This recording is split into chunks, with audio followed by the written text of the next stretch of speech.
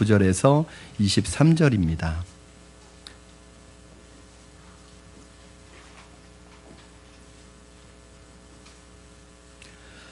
로마서 6장 19절에서 23절까지의 말씀, 저와 여러분 한 절씩 교독하시고 마지막 23절을 합독해서 하나님의 말씀을 우리의 마음속에 받겠습니다.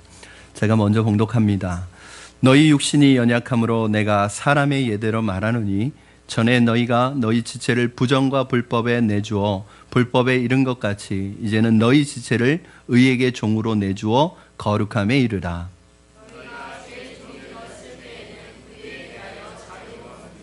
너희가 그때 무슨 열매를 얻었느냐? 이제는 너희가 그 일을 부끄러워하나니 이는 그 마지막이 사망임이라.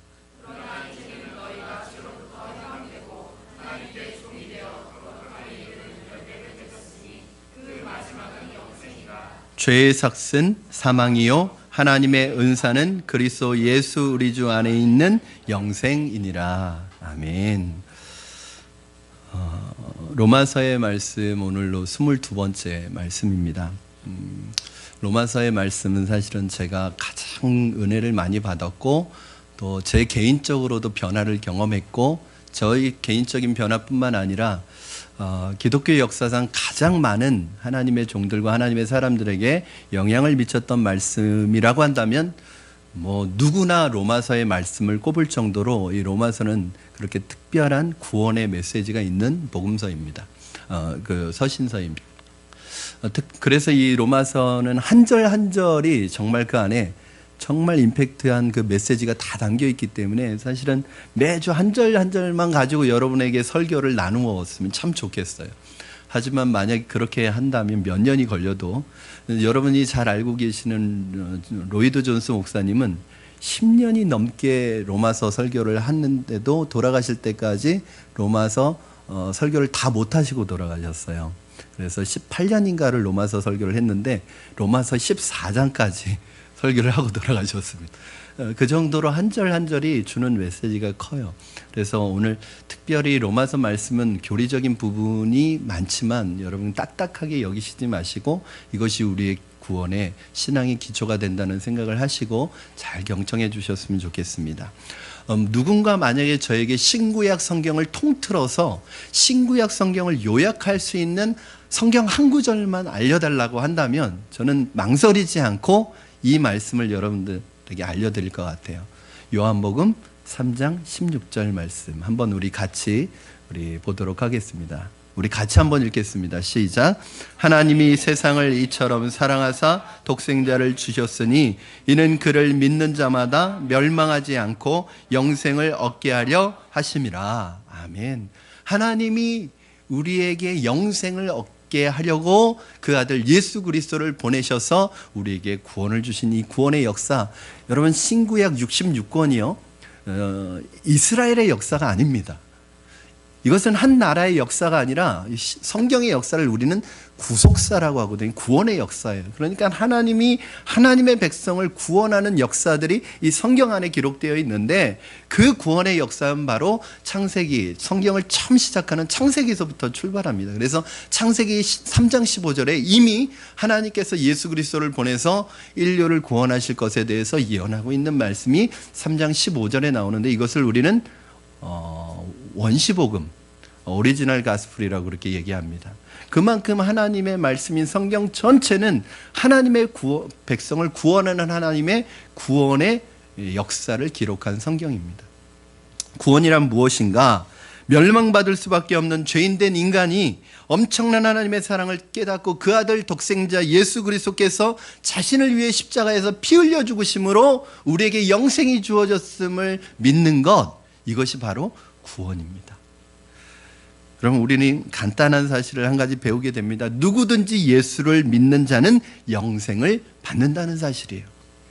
여러분 이게 너무 당연해서 우리가 놓칠 수 있는 부분이지만 여러분 반대로 그렇다면 누구든지 그 사람이 어떠한 사람이든지 아무리 똑똑하고 아무리 훌륭하고 아무리 잘났다고 하더라도 예수 그리스도를 거절하고 예수 그리스도를 거부하는 사람에게는 영생이 아니라 죽음의 존재가 된다는 사실도 우리는 알고 있습니다.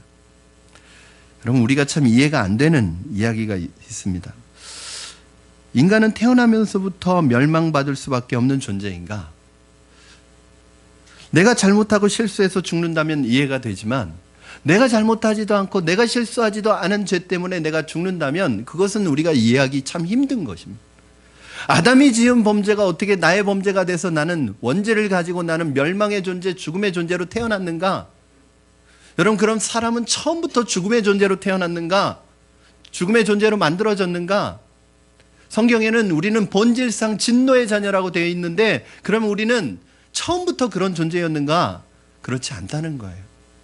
성경에서는 여러분, 하나님은 생명이십니다. 하나님은 생명 자체이십니다. 그래서 인간을 만들 때 죽음을 모르는 영원한 생명으로 만드셨습니다. 하나님이 죽음을 주신 것이 아닙니다. 하나님께서 죽음을 만드신 것이 아닙니다. 하나님께서 하나님에게 죽음이 있는 것이 아닙니다. 그렇기 때문에 우리에게 죽음을 만드신 분은 아닙니다. 그렇다면 이 죽음의 문제를 어떻게 이해해야 하는가?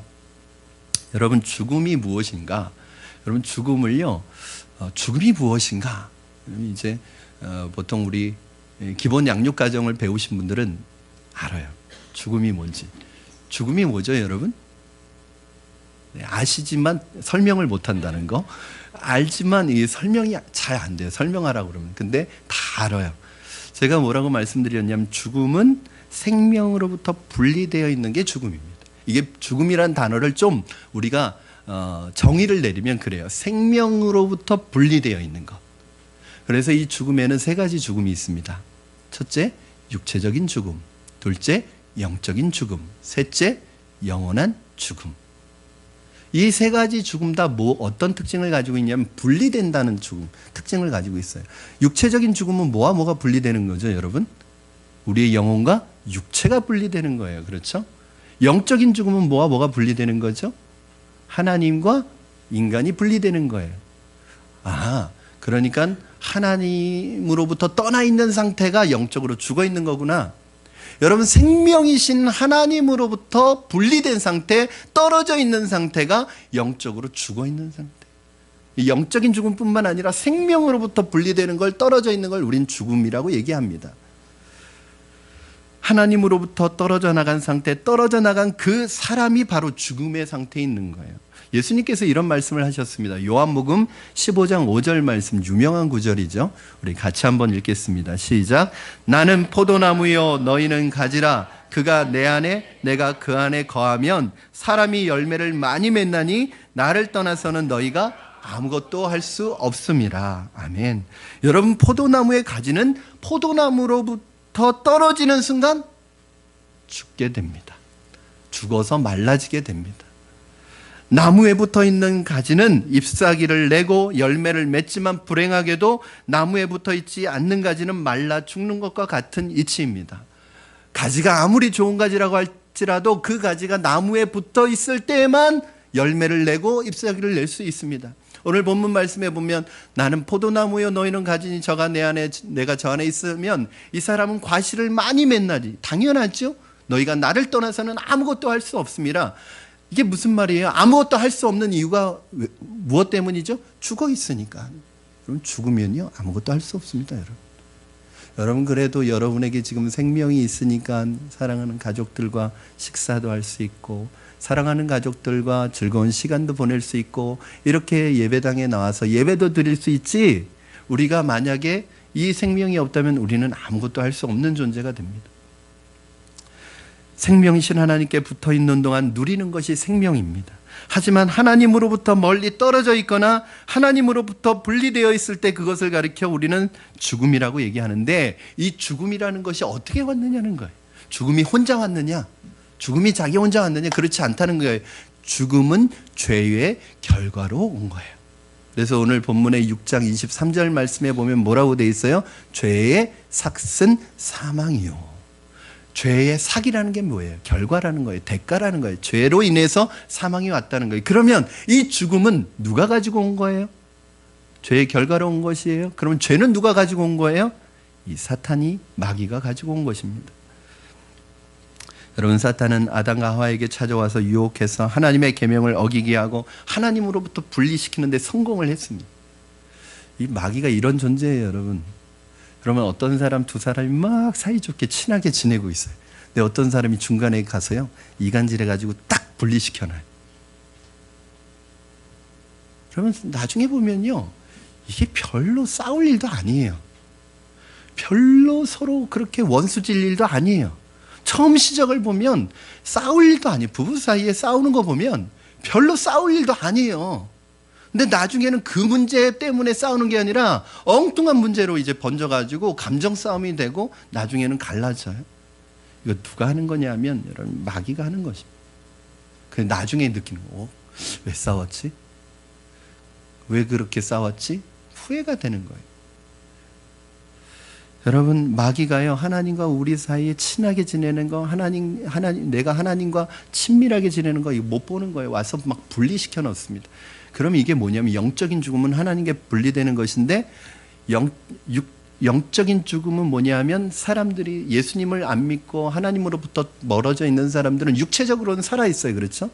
육체적인 죽음이 임한 건 아니에요. 그러나 영적으로는 죽어 있는 거죠. 결국 언젠가 육체적으로도 죽게 되고 영원한 죽음에 이르게 됩니다.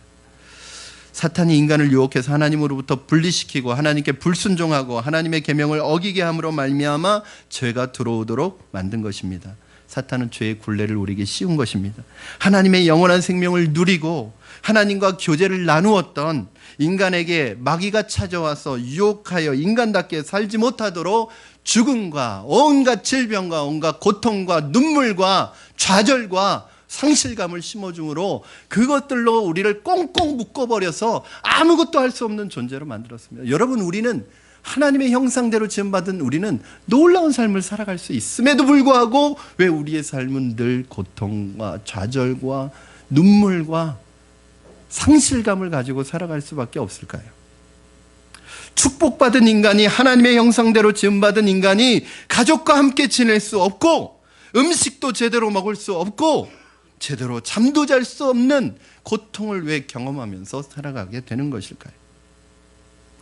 여러분, 죄를 짓게 된 순간 인간은 죄의 종이 됩니다. 우리 20절 말씀 한번 같이 읽겠습니다. 20절 시작. 너희가 죄의 종이 되었을 때에는 의에 대하여 자유로웠느니라. 아멘. 죄를 짓게 된 인간은 그 순간 죄의 종이 됩니다. 여러분, 이 죄라는 것이요, 처음에 죄가 유혹해 올 때는 굉장히 달콤하게 유혹해요. 그러니까 죄가 달콤하니까 넘어가는 거예요. 여러분, 죄에 기쁨이 있을까요, 없을까요? 있어요. 근데 그 기쁨이 진짜 영원한 기쁨이 아니라 쾌락이라는 걸 몰라요. 그러니까 기쁨도 두 종류가 있는데, 정말 우리 안에서 솟아나는 영원한 기쁨이 있는가 하면 잠깐 그 순간을 즐겁게 만드는, 기쁘게 만드는 쾌락적인 기쁨이 있단 말이에요. 일시적인 기쁨이 있단 말이에요. 그러나 마귀가 주는 기쁨은 그 순간 느끼는 일시적인 기쁨이지, 그것이 지나가고 나면 고통과 좌절과 어둠이 찾아오는데, 처음에 그것을 유혹이 올 때 그것을 이겨내기가 참 힘들어요. 왜? 달콤하니까. 근데 일단 달콤하게 유혹해놓고 죄로 넘어오면 그 다음부터는 어떻게 해요? 죄의 종이 돼서 죄가 우리를 종으로 삼고 노예로 삼아서 끌고 다녀요. 제가 늘 말씀드리지만 종이 뭐예요? 내 의지가 없고 끌려다니는 게 종이에요. 죄가 막 우리를 끌고 다닙니다. 비참하게 만들죠. 여러분, 멀쩡하던 사람이요, 죄에 끌려다니기 시작하면서 굉장히 비참하게 변하는 거 많이 봤습니다. 저는 그렇게 살 사람이 아닌데, 저 사람 정말 저렇게 살 사람이 아닌데, 그 작은 죄가 시작이 돼서 그 죄에 빠져서 비참한 인생을 살아가는 사람들 많이 봤습니다.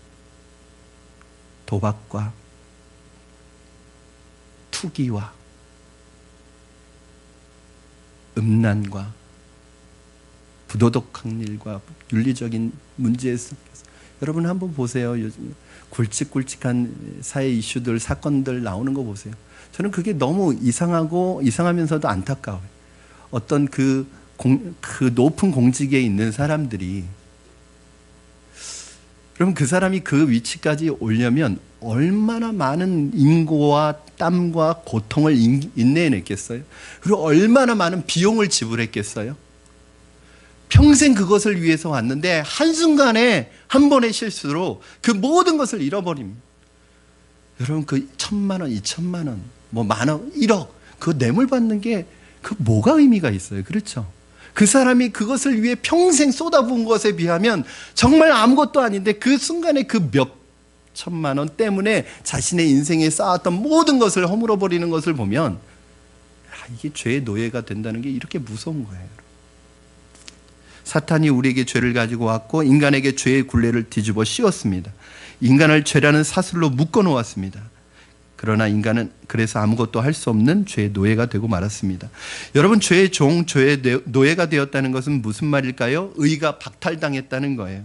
의의 통치를 받을 때 우리는 의의 종이라고 얘기합니다. 의의 종이 되었다고 말을 할 수 있는데 의가 박탈된 사람이 있어요. 더 이상 의가 우리 안에서 다스리지 못한다는 거예요. 좀 쉽게 말씀드리면 오늘 이제 그것을 성경에서는 의에 대하여 자유로웠느니라 라고 표현하고 있는데, 마음대로 죄를 짓고 불법을 행하고 부정을 저질러도 그것을 통제할 어떤 힘이, 하나님의 힘이, 생명의 힘이 있어야 할 텐데 그게 다 없어지고 만 것입니다. 그게 내 안에 없는 거예요. 여러분, 갈라디아서 보니까 우리 안에 두 가지 욕심, 그 힘이 있대요. 하나는 육체의 소욕과 성령의 소욕이 날마다 우리 안에서 싸운다는 거예요. 그런데 우리 안에 있는 이 육체의 소욕이 강하면, 우리의 육체의 소욕에 우리의 마음을 빼앗기면 죄 짓는 대로 나가는 것이고, 우리 안에 이 성령의 소욕이 강하면 우리가 그 죄를 억제하는 거죠. 그런데 지금은 우리 안에 이 육체의 소욕과 성령의 소욕이 있지만 예수 믿기 전에 우리는 성령의 소욕의 지배를 받지 않고 육체의 힘만이 나를 지배하고 있었던 거예요. 그러니까 어떤 부정과 불법을 저질러도 우리 안에 그것을 제어할 수 있는, 컨트롤할 수 있는 브레이크가 전혀 없는 거죠. 그러니까 이게 잘못된 걸 알면서도 계속 나가는 거예요. 이게 이렇게 살면 안 된다는 걸 알면서도 계속 나가는 거예요. 왜 그러느냐? 우리 안에 그 죄를 이길 힘이 없어요.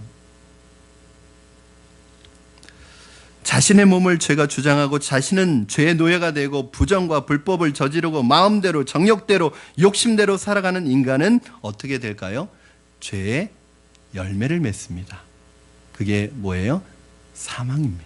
우리 21절 말씀 같이 한번 읽겠습니다. 21절 시작. 너희가 그때에 무슨 열매를 얻었느냐? 이제는 너희가 그 일을 부끄러워하나니 이는 그 마지막이 사망임이라. 여러분은 어떤 열매를 맺고 계십니까? 우리가 죄의 종이었을 때 의가 기능을 발휘하지 못하고 통제력을 발휘하지 못하고 의가 우리와 아무 상관이 없을 때, 죄가 시키는 대로 죄가 종노릇할 때 우리는 어땠습니까? 죄의 열매를 맺었는데 그 죄의 열매들은 한결같이 부끄러운 거라는 거예요. 우리가 보기에 지금 부끄러운 거예요. 그런데 심지어는 우리가 그 죄의 열매들을 낳으면서도 부끄러워하지 않았던 모습도 있는 거예요. 죄가 아니어서 부끄럽지 않은 게 아니라 죄인 걸 알면서도 부끄러워하지 않았다는 거예요. 양심이 둔해서. 왜? 여러분, 죄도요, 혼자 지으면 찔리는데 같이 지으면, 공범이 생기면 둔해집니다. 그래요. 그래서 혼자 죄 짓지 않는 거예요. 같이 하자고 하는 거예요. 그럼 마음이 훨씬 편하거든요. 갈라디아서 5장 19절에서 21절에 보면 이 죄의 열매들을 얘기하고 있습니다. 한번 여러분 잘 주의해서 보십시오. 우리 같이 한번 읽을까요? 시작. 육체의 일은 분명하니 곧 음행과 더러운 것과 호색과 우상숭배와 주술과 원수 맺는 것과 분쟁과 시기와 분냄과 당짓는 것과 분열함과 이단과 투기와 술취함과 방탕함과 또 그와 같은 것들이라. 전에 너희에게 경계한 것 같이 경계하노니 이런 일을 하는 자들은 하나님의 나라를 유업으로 받지 못할 것이요. 아멘. 죄의 열매를 맺는 사람은 하나님의 나라를 유업으로 받을 수 없습니다. 이건 뭐냐면 열매를 보고 그 나무를 아는 거예요. 여러분, 포도나무는 포도 열매를 맺게 되어 있습니다. 배나무는 배를 맺게 되어 있습니다. 포도나무에서 배가 나오면 이상한 거죠. 여러분, 죄의 열매는 결국 죄의 종이 되었을 때 우리 안에서 나타나는 현상입니다. 로마서 1장 32절을 보면 하나님을 마음에 두기 싫어하는 사람들이 21가지 죄에 대해서 소개하고 그것에 대한 결론을 얘기하는데 뭐라고 그래요? 1장 32절 말씀 여러분 1장 32절 같이 읽겠습니다. 시작. 그들이 이 같은 일을 행하는 자는 사형에 해당한다고 하나님께서 정하심을 알고도 자기들만 행할 뿐 아니라 또한 그런 일을 행하는 자들을 옳다 하느니라. 아멘. 이 같은 일을, 즉 이러한 죄의 일을 행하는 것을 행하는 자는 사형에 해당한다. 뭐냐면 죄의 삭은 사망이에요. 사형이라는 말보다는 사망에 해당한다, 죽음에 해당한다는 것을 알면서도 어떻게 해요? 자기들만 행할 뿐만 아니라 그 같은 일을 행하는 사람을 옳다고 얘기해 준대요. 이게 왜요? 자기 혼자 하면은 찔리니까 같이 공범을 만드는 거예요. 우리 가끔 이런 기도를 합니다. 하나님, 우리가 알고 지은 죄, 모르고 지은 죄 다 용서해 주시옵소서. 저는 그 기도할 때마다 좀 부끄러워집니다. 우리가 모르고 짓는 죄가 있을까? 여러분, 모르고 짓는 죄가 있나요? 대부분 알고 짓는 거죠. 이게 죄인지 알면서도 짓는 거죠. 그렇게 해서는 안 되는 줄 알면서 죄를 짓는 죄의 노예가 된 인간의 모습을 보여줍니다. 그렇지만 예수 그리스도를 믿어 구원을 얻은 사람들에게는 하나님이 놀라운 생애를 허락해 주십니다. 여러분, 마치 죄의 사슬에 묶여 있는데 누가 와서 이 끊을 수 없는 사슬을 전부 끊어준 거예요.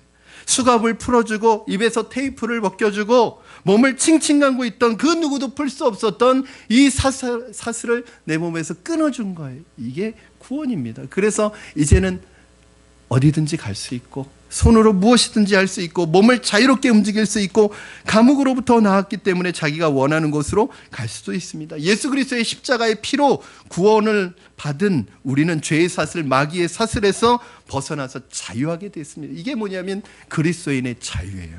우리 22절 말씀 여러분 같이 한번 보시겠습니다.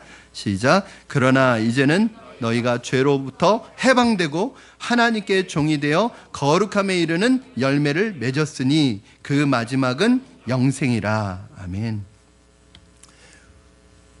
예수님을 믿으면 우리 안에 영적인 해방이 있다는 거예요. 자유함을 여러분은 자유인입니다. 여러분 물고기는 어디에 있을 때 자유하죠? 물고기가 물 밖으로 나오면 자유롭지 않습니다. 여러분, 새는 어디에 있을 때 자유롭죠? 하늘을 날 때 자유로운 거예요. 여러분, 우리 인간은 어디에 있을 때 자유롭죠? 하나님의 품 안에 있을 때 진짜 자유함을 누리는 것입니다. 여러분, 탕자가 자유를 누리기 위해서 아버지 품을 떠나서 마음껏 자유롭게 살기 위해서 아버지 품을 떠나는 순간 자유하게 되었나요? 오히려 다른 사람의 종이 되었죠. 돼지도 먹는 쥐염 열매를 자기는 배고파서 못 먹어서 그 돼지의 먹이를 뺏어 먹을 정도의 비참한 신세가 되었습니다. 여러분, 이것이 바로 진정한 자유를 떠날 때 우리에게 오는 죄의 모습입니다. 여러분, 그럼 이 아들은, 이 탕자는 언제 자유로워지는 거예요? 아버지 품으로 돌아왔을 때 진짜 자유함을 얻는 것입니다. 여러분, 이게 죄의 종과 의의 종의 차이예요. 죄의 종이 되었을 때, 즉 하나님이 우리의 주인이 되지 않았을 때, 죄의 종이 되었을 때 이 죄의 종은 우리를 올감해서 자기의 마음대로 끌고 다니고 우리를 억압하고 협박하고 위협해서 해서는 안 되는 짓들을 저지르게 만듭니다. 우리가 할 수 있는 게 없어요. 그냥 우리가 마음대로 그냥 이용당하는 거예요. 그러나 우리가 하나님의 종이 됐다는 건 똑같은 종이 된 것이지만 차원이 다릅니다. 우리 지난주에 자유종 설명해 드렸죠. 이스라엘에서는 어느 일정한 시간이 지나면 이걸 신년이라고 하는데 종에게 자유를 줍니다. 그러면 이 자유종이요, 이제 자유의 몸이 된 거잖아요. 자기가 가고 싶은 대로 갈 수 있어요. 그런데 뭐라고 그러죠? 주인님, 저는 혼자 살기를 원치 않습니다. 저는 주인님이 너무 좋고 주인님을 너무 사랑해서 나는 주인님 곁에서 평생 살겠습니다. 그러면 이 종은요, 자유종이 돼요. 그래서 평생 주인의 곁에서 사는 사람이에요. 여러분, 종이긴 종이지만 자기가 선택한 종이죠. 자기가 그렇게 살기로 선택한 종이에요. 그 종은 행복한 종이에요. 여러분, 우리가 하나님의 종이 된다는 것은 마귀의 종이 되었을 때처럼 그렇게 억압받고 비참하게 살아가는, 어쩔 수 없이 불행한 삶을 살아가는 것이 아니라 하나님 앞에서 놀라운 영적 자유를 누리는 삶을 살아가요. 어떤 분은 그래요. 하나님 믿으면 구속받을 것 같아. 자유가 없어질 것 같아. 목사님이 구속할 것 같고 성경이 구속할 것 같고 자꾸 구속받고 자유가 없어질 것 같아요. 여러분, 정말 그렇습니까? 아이들에게 있어서, 여러분, 아이들은요, 아이들을 양육하는 데 있어서 아주 중요한 것 중에 하나가 뭐냐면 아이들에게 가이드라인을 쳐주는 겁니다. 아이들이 특히 어렸을 때 자기들 마음대로 하도록 내버려 두면은 그 아이들이, 여러분, 오히려 굉장히 어떤 자존감을 가질 것 같죠? 불안해한. 그러니까 정서적으로 불안정한 아이가 된다는 거예요. 오히려 아이 때는 이거는 되고 안 되고를 확실하게 가이드라인을 쳐줘야지 안심이 되고 정서적으로 안정이 된다는 거예요. 예를 들어서 여러분, 산과 산을 연결하는 긴 다리를 차로 건너가야 돼요. 그런데 이 차로 건너가는 그 다리에 양쪽에 이 가이드 라인, 이 막이 없어요. 그냥 밑에만 있어요. 그러면 그 얼마나 불안하겠습니까? 그렇죠? 하나님께서 우리를 구속하시는 것은 그거예요. 그건 구속이 아니라 자유. 여러분, 제가 전에도 한번 설명해 드린 적이 있어요. 연이 그냥 의인화시켜서 설명하는, 연이 이 끈에 의해서 연결되어 있잖아요. 언젠가부터 연이 그런 생각이 했습니다. 내가 이 연줄만 아니면 마음껏 창공을 훨훨 지금보다 훨씬 더 높이 날아다닐 텐데 이 줄이 끊어졌으면 좋겠다. 여러분, 그 줄을 끊는 순간 그 연은 바닥으로 떨어지게 돼 있습니다. 모르는 거예요. 그 연이 지금 그렇게 날고 있는 것은 뭐 때문에 날고 있는 거예요? 줄 때문에 날고 있는 것을 모르는 거죠. 사랑하는 여러분, 그리스도인의 자유는 여러분을 죄의 종처럼 올가매기 위한 자유가 아니라 진정한 여러분에게 자유를 주기 위한 종입니다. 죄의 종이 되면 죄의 열매를 맺는데 죄의 열매를 맺는 그 사람의 마지막은 사망이요, 죽음이라고 말하고 있습니다. 반대로 여러분, 죽을지 알면서도 죽음을 향해 달려가는 사람들이 많습니다. 수입보다 지출이 많으면 언젠가는 터지게 돼 있어요. 그렇죠? 그런데도 계속 돈을 쓰는 사람이 있는 것처럼 죽을지 뻔히 알면서도 뛰어가는 사람이 있습니다. 이렇게 살면 안 되는 줄 알면서도 계속 그렇게 사는 사람이 있습니다. 미궁책으로 오늘은 괜찮겠지 하며 계속해서 죽음을 향해 달려가는 사람들이 많이 있습니다. 그러나 예수님은 내 말을 듣고 또 나 보내신 이를 믿는 자는 영생을 얻었고 심판에 이르지 아니하나니 사망에서 생명으로 옮겼느니라 라고 말씀하셨습니다. 사도 바울은 누구든지 그리스도의 주 예수의 이름을 부르는 자는 구원을 받을 것이라고 말씀하셨습니다. 이것을 가르쳐서 여러분, 예수 그리스도를 믿음으로 말미암아 십자가의 능력으로, 보혈의 능력으로 죄의 사슬과 마귀의 세력을 모두 끊어버리고 영적인 자유를 얻는 것, 이걸 성경에서는 구원이라고 하는 거예요. 여러분은 이 예수 그리스도를 믿고 죄로부터, 죄의 사슬로부터 해방된 자유를 얻은 분들임을 여러분 믿으시기 바랍니다. 여러분, 이것을 선포하시고 선언하셔야 돼요. 전사님 조금 더운 것 같아요. 선포하시고 선언하셔야 돼요. 여러분, 입술로만 선언하는 게 아니라 삶과 우리의 몸과 우리의 마음으로도 선언하셔야 돼요. 더 이상 죄는 나를 지배할 수 없다. 이게 22절의 내용입니다. 여러분, 입술로도 선포하셔요. 죄는 나를 지배할 수 없다. 예수 그리스도께서 죄로부터 나를 해방하였다. 입으로 선포해야 되지만 삶으로도 그렇게 사십시오. 여러분, 죄인처럼 살지 마십시오. 여전히 옛날처럼 죄의 종이었을 때 죄에 이끌려 다니던 대로 살지 마시고 여러분 삶으로, 여러분이 자유인이라는 것을, 여러분이 영적으로 자유함을 얻은 것을 삶으로 보여주시기 바랍니다. 여러분, 우리가 죄에서 해방되었다는 것, 죄에서 해방되는 것이 구원의 전부는 아닙니다. 죄에서 해방되는 게 중요해요. 그러나 그게 전부는 아닙니다. 그럼 해방돼서 뭐 할 건데? 해방돼서, 여러분, 죄에서 해방돼서 그 다음에 하나님의 종으로 드려지는 것, 이게 구원의 완성입니다. 무슨 말이냐 하면, 전에는 죄의 종이었던 우리가 죄로부터 해방되어지는 것, 이거 구원의 반이고요. 또 그러면 구원받고 이제 해방되었으니까 자, 마음대로 살자 이러면 되나요? 나는 이제 해방되었으니까 내 마음대로 살 거야. 여러분, 자유와 만용을 착각하지 마시기 바랍니다.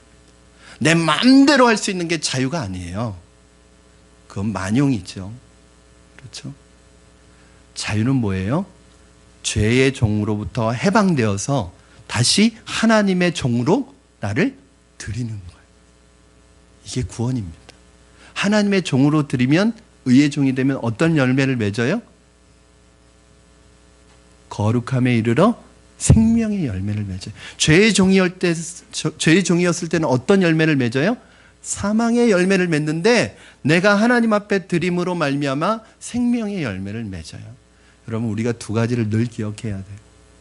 예수님께서 그런 말씀을 하시죠. 수고하고 짐진 자들아, 다 내게로 오라. 내가 너희를 쉬게 하리라. 아마 여러분 이 말씀 싫어하시는 분들 아무도 안 계실 거예요. 힘들 때마다 수고하고 늘 이 말씀을 통해서 위로받을 거예요. 그런데 여러분, 혹시 그거 아십니까?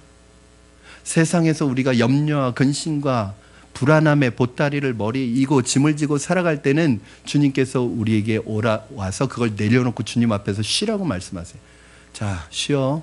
그리고 어떻게 쉬어요? 계속 누워서 쉬는 게 아닙니다. 그 다음 구절은 여러분 이런 구절이 있었는지도 모를걸요? 이게 같이 붙어있는 구절인 건 더더욱 모를걸요? 수고하고 짐진 자들아 내게로 와서 쉬라고 말씀하시고 그 다음 구절에 바로 뭐라고 말씀하셔요? 나의 멍에를 메고 내게 배우라. 멍에가 뭐예요? 소가 이렇게 밭을 갈 때 매는 그 멍에잖아요. 그걸 매래요. 언제는 풀어놓으라고 그러셔놓고 언제는 이제 또 짐을 지래요. 근데 그 짐이요, 여러분 이 짐하고는 비교도 안 되는 멍에를 집니다. 그런데 이 멍에가 어떤 멍에예요? 이 멍에는 무겁지 않고 어렵지 않은 병. 왜 여러분 멍에를 지는데 왜 무겁지 않아요? 이스라엘의 소들은, 우리나라는 소 한 마리가 멍에를 매는데 이스라엘은 꼭 두 마리가 멍에를 매요. 그리고 밭을 갑니다. 그런데 이 어린 소가 엄마에게 이 밭을 가는 방법을 배울 때 엄마하고 같이 쌍먹이를 이렇게 지는데, 아무래도 어린 소가 작고 체격이 작으니까 그 모든 힘이나 하중은 누가 다 짊어지고 있는 거예요? 어미소가 짊어지고 있는 거예요. 그러니까 함께 멍에를 지는데 어린 소에게는 힘이 하나도 들지 않는 거예요.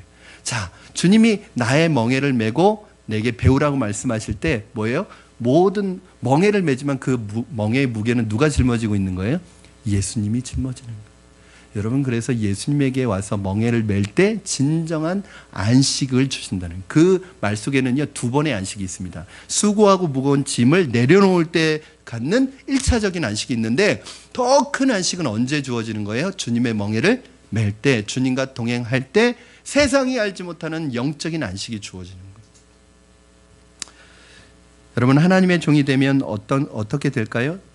거룩함에 이르는 열매를 맺게 된다고 말씀하고 있습니다. 여러분, 거룩함에 이르는 열매, 이게 22절의 말씀이잖아요. 우리 다시 한번 22절 읽겠습니다. 시작. 그러나 이제는 너희가 죄로부터 해방되고 하나님께 종이 되어 거룩함에 이르는 열매를 맺었으니 그 마지막은 영생이라. 아멘. 여러분, 하나님이 생명이 다시 회복시켜 주실 뿐만 아니라 우리 안에 이 영원한 생명을 주시는 거룩함의 열매가 맺혀져요. 여러분, 죄에서 해방된 것으로 만족하지 마시고 내가 구원받은 것으로 만족하지 마시고 여러분, 이 거룩함에 이르는 열매를 맺는 데까지 나아가시기를 주님의 이름으로 축원합니다. 여러분, 거룩함에 이르는 열매를 갈라디아서 5장 22절 23절에 보면 이렇게 얘기하고 있습니다. 우리 같이 읽겠습니다. 시작. 오직 성령의 열매는 사랑과 희락과 화평과 오래 참음과 자비와 양성과 충성과 온유와 절제니 이 같은 것을 금지할 법이 없느니라. 아멘. 제가 신학교 다닐 때 한참 흠뻑 빠져 있었던 학자 중에 한 분이 프란시스 셰퍼 박사님이신데, 이분이 어느 날 미국을 방문했다가 미국 한 대학에서 설교를 한 적이 있습니다. 그때 크리스찬들을 향해서 질타하시면서 이렇게 얘기하셨습니다. 설교의 한 부분입니다. 여러분의 삶의 목표가 행복이라면 불신자와 여러분이 다를 게 무엇입니까? 크리스천의 삶의 목표는 행복 그 이상이어야 합니다. 여러분 가운데 거룩함을 삶의 목표로 삼으신 분들이 있습니까? 저도 여러분에게 한번 묻고 싶어요. 여러분의 삶의 목표를 내 인생의 행복이 아니라 거룩함에 두고 있는 분들이 계십니까? 우리를 보면요, 다 우리 삶을 살아가는 목적이야 나 자신의 행복을 위해서 살아갑니다. 직장을 구하는 것도 내 행복이죠. 내가 하고 싶은 걸 즐기는 것도 내 행복이죠.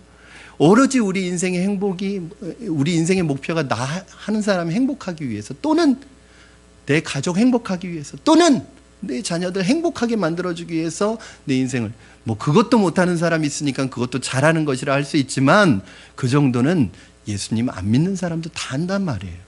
제가 언젠가 비슷한 말씀을 드렸습니다.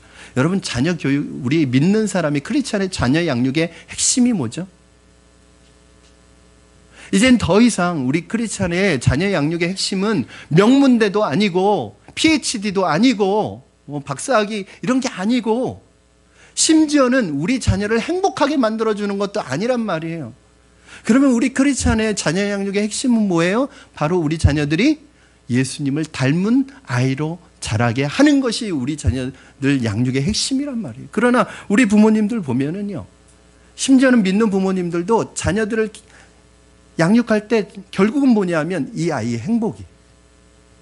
그러니까 다 부모님들이 자기 자녀들의 행복을 위해서 너는 행복해야 된다. 너 행복하기 위해서는 무엇이든지 해야 된다. 그러니까 다른 사람의 행복은 안중에도 없어요. 내 아이 행복하기 위해서는 다른 아이가 불행해져도 괜찮아요. 내가 행복해지기 위해서는 다른 사람 눈에서 눈물 나도 괜찮은 거예요. 여러분, 요즘 학교를 가보십시오. 아이들 간에 진짜 친구가 있는지 다 내 경쟁자죠. 내가 다 이겨야 할 사람들이죠. 친구가 어디 있습니까, 요즘에? 신학교에서도 시험을 보는데 자기가 준비한 페이퍼를 옆에 있는 사람에게 절대 안 빌려줍니다. 아니, 빌려주면 됐죠. 그 공부하고 안 하는 건 그 사람 저기고, 그걸 봐가지고 나보다 더 성적이 잘 나오면 땡큐죠. 네, 신학교에서도 그러니. 사랑하는 여러분, 여러분의 인생의 목표가 어디에 있습니까? 이 세상이 이렇게 된 것이, 제가 그래서 제일 싫어하는 말 중에 공부해서 남 주냐? 이 말을 제일 싫어합니다. 공부 안 하면 야, 이놈아, 공부해서 남 줘. 부모님이 그런 생각을 가지고 있다면 이 자녀가 어떤 아이가 되게, 저는 공부 왜 하느냐? 남 주기 위해서 하는 거예요.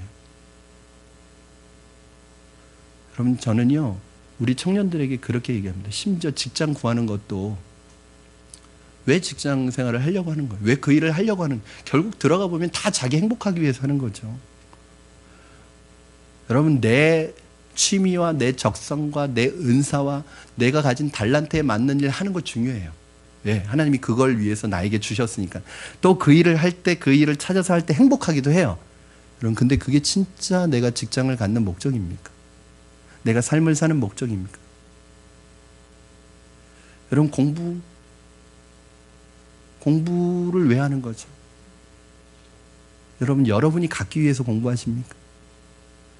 비전이 뭐죠? 여러분, 비전과 야망의 차이가 뭐죠? 꿈은 똑같은데 꿈이 현실로 이루어지는 게 한쪽은 야망이고 한쪽은 비전이에요. 야망은 뭐예요? 그 꿈을 이루는데 그 꿈을 이루면 이룰수록 주변에 있는 사람이 고통받고 힘들어져요. 철저하게 나 자신만을 위한 꿈이라면 그건 야망이죠. 그러나 하나님의 비전은 뭐죠? 내가 그걸 이루어가는데 주변에 있는 사람들이 행복해져요. 주변에 있는 사람이 살아나요. 주변에 있는 사람이 기쁨을 얻고 주변에 있는 사람이 회복이 돼요. 여러분, 하나님의 비전이냐 내 야망이냐를 구분하는 건 간단합니다. 그것을 이루어가면 이루어갈수록 다른 사람을 행복하게 하고 다른 사람을 세워주는지, 아니면 다른 사람을 어렵게 만들고 다른 사람을 눈물 나게 만드는지 보시면 압니다. 사랑하는 여러분, 하나님은 여러분에 대해 꿈을 가지고 계십니다. 너무너무 여러분을 기대하고 여러분을 사랑하십니다. 여러분이 거룩하고 흠이 없게 되기를 원하십니다. 그러나 지금 당장은 아닐지라도 이제 여러분은 거룩해질 것입니다. 여러분은 흠이 없는 존재가 될 것입니다. 빌립보서 1장 6절 말씀에 너희 안에 착한 일을 시작하신 이가 그리스도 예수의 날까지 너희를 이루어 가실 것이라고 말씀하세요. 지금 내 자신을 보면 아직 연약하고 부족하지만 하나님께서 여러분을 향한 열심을 결단코 포기하지 않으시고 여러분을 붙들고 하나님이 원하시는 거룩한 하나님의 사람으로 만들어 가실 줄로 믿습니다. 여러분의 열심이 아니라 하나님의 열심 때문에 여러분 결코 포기하지 않으십니다.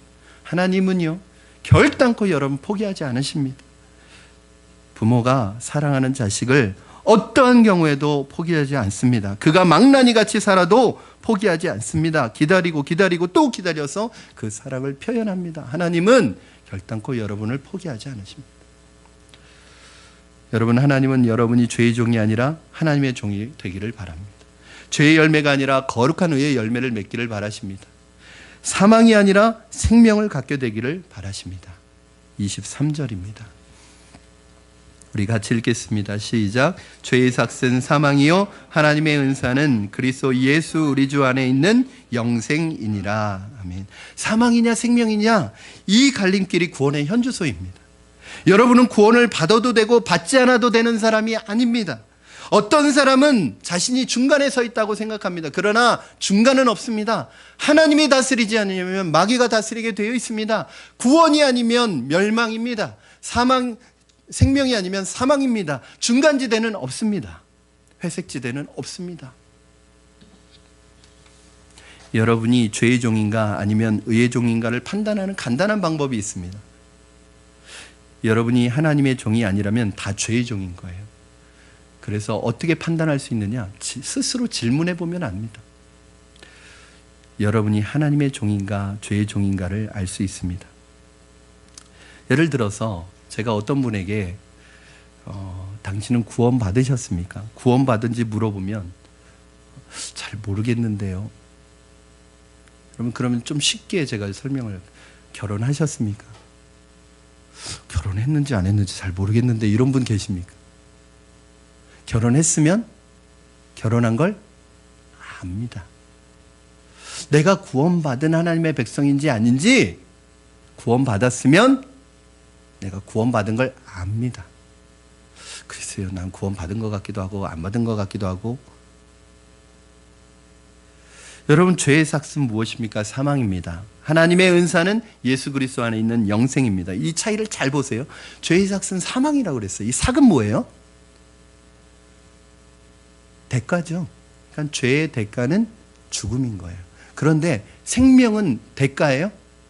하나님의 은사는 예수 그리스도 안에 있는 영생이니라. 여러분, 은사가 뭐죠? 은사.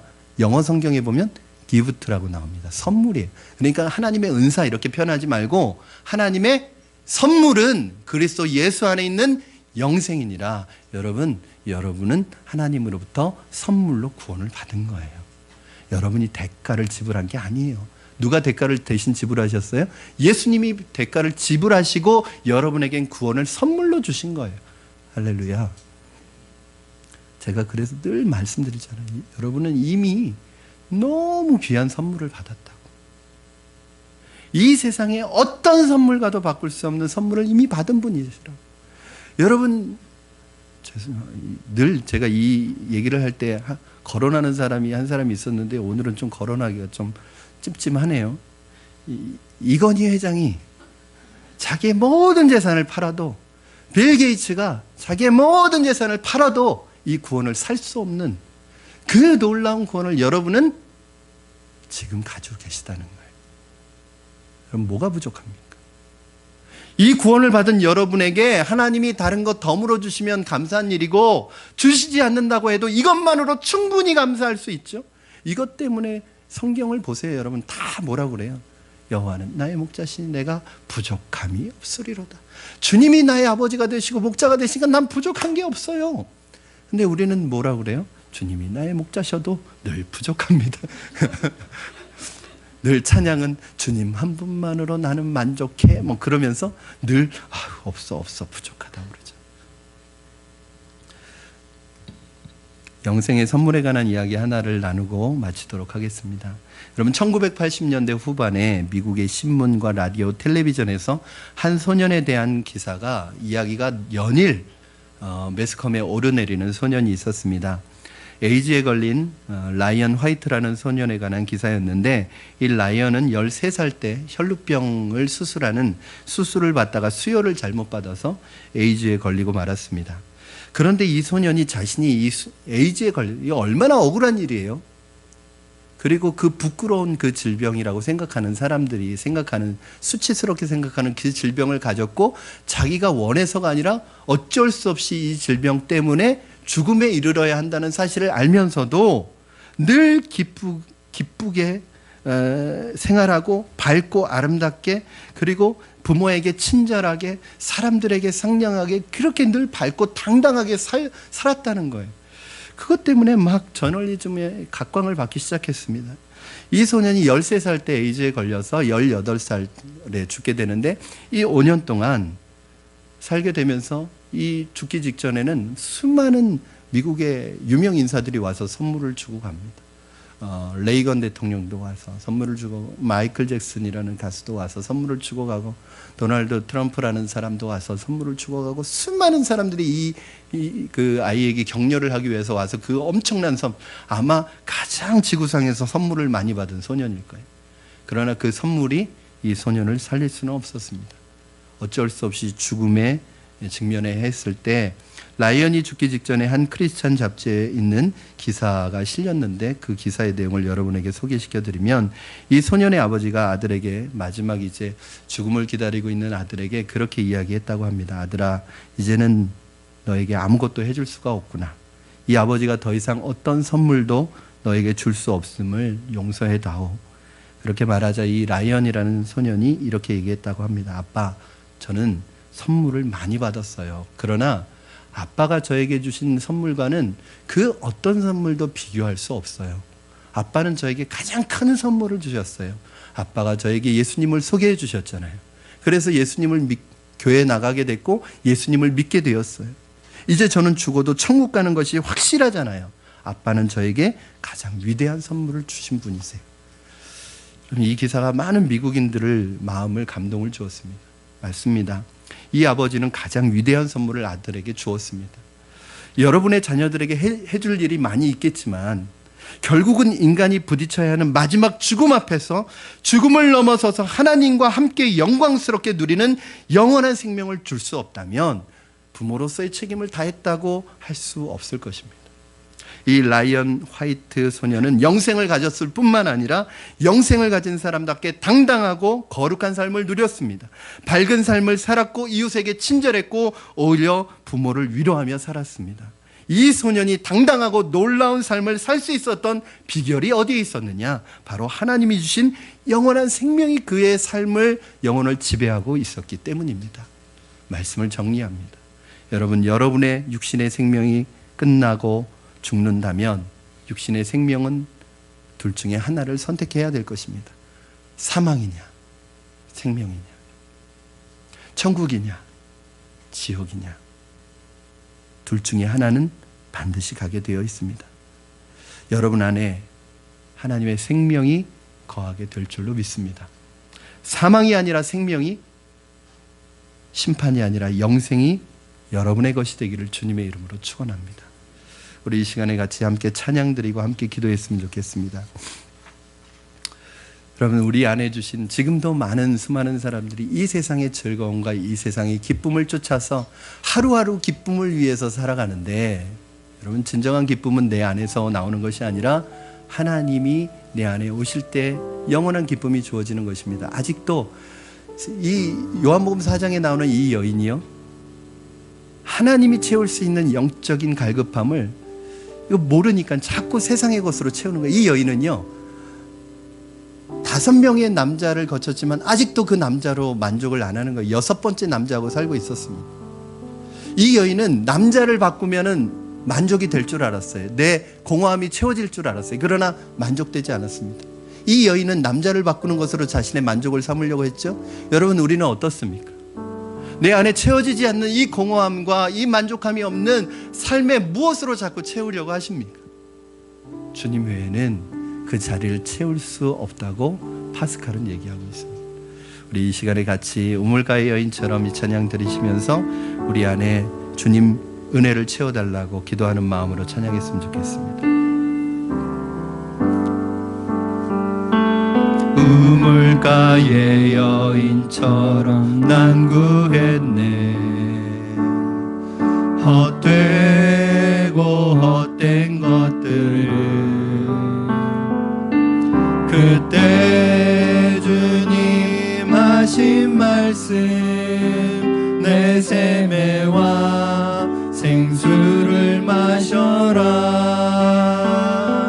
오 주님 채우소서 채우소서. 나의 잔을 높이 듭니다. 하늘 양식 내게 채워주소서. 넘치도록 채워주소서. 많고 많은 사람들이 찾았었네. 헛되고 헛된 것들을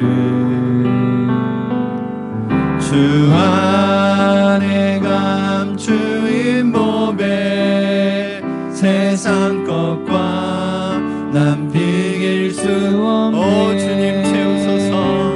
오 주님 채우소서.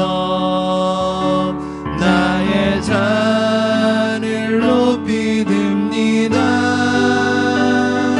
하늘 양식 내게 채워주소서. 넘치도록 오 주님 채워주시옵소서. 오 주님 채우소서. 채우소서. 나의 잔을 높이 듭니다. 하늘 양식 내게 채워주소서. 넘치도록 채워주소서. 우리 이 시간에 주신 말씀 붙들고 믿음으로 결단하며 기도하시겠습니다. 사망이냐 생명이냐 이 두 갈림길에서 생명을 선택하는 우리가 되게 하여 주시옵소서. 죄의 종이 아닌 하나님의 종이 되게 하시고 악한 죄의 열매가 아닌 의의 열매를 맺게 하여 주시고 저주와 죽음이 아닌 축복과 영생을 누리는 하나님의 백성으로 살아가게 하여 주시옵소서. 하나님, 구원받은 것으로 만족하는 삶에서 그치는 것이 아니라 거룩함이 우리의 삶의 목표가 되게 하여 주시옵소서. 오늘 이 시간 주신 말씀 붙들고 믿음으로 결단하며 기도하시겠습니다. 살아계셔서 역사하시는 하나님 아버지 감사합니다. 오늘 이 시간에 하나님 주신 말씀을 통하여 주님 앞에서 새롭게 결단하며 나아갑니다. 하나님, 우리가 하나님 이제는 주 안에서 하나님 아버지 의의 열매를 맺는 하나님의 백성 되게 하여 주시옵소서. 거룩함의 열매에 이르게 하여 주시고 거룩함에 이르는 열매를 맺게 하여 주시고 영생의 열매를 맺게 하여 주시옵소서.